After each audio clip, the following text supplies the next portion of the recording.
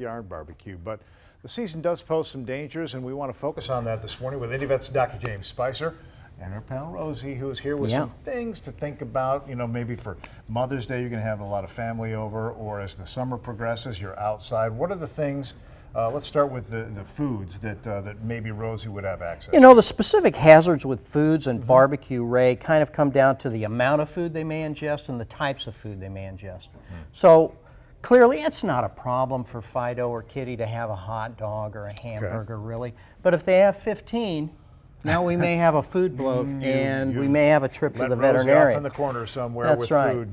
Now, types of food usually come down to the condiments. You know, real spicy barbecue sauce like we have here, or onions, raw onions, cloves of garlic. Those will cause a kind of anemia in pets.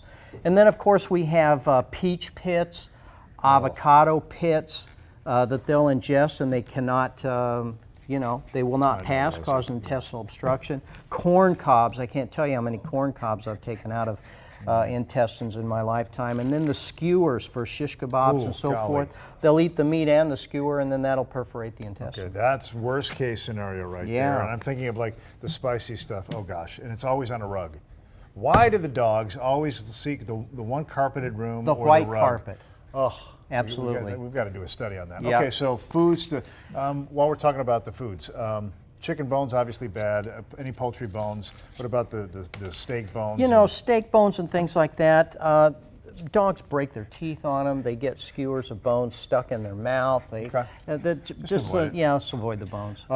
Cooking the foods on the grill. What are the concerns about the grill? Well, the grill's hot. You know, Fido big dogs will jump up there to steal a piece of chicken. Probably the worst case was a case of the dog that chewed up the fire starter just before he jumped up there. And that didn't turn out well. But clearly that can be a problem. All right, so also thinking about the backyard, mosquitoes. We get the sprays out, we get the citronella, all of that stuff. Exactly. What's your advice with that stuff? Well, you know, the common preparations we use for fleas and ticks, they don't do anything for mosquitoes. So if the mosquitoes are so bad you feel like you need to use something, you can use a spray, but don't use anything with DEET, D-E-E-T. That's very toxic to pets. Citronella is okay unless they tend to ingest some of that. If a cat will ingest citronella, it can cause pretty severe liver disease. Dogs, it'll really cause a pretty severe irritation of their mouth and throat. Okay, all things for us to really think about.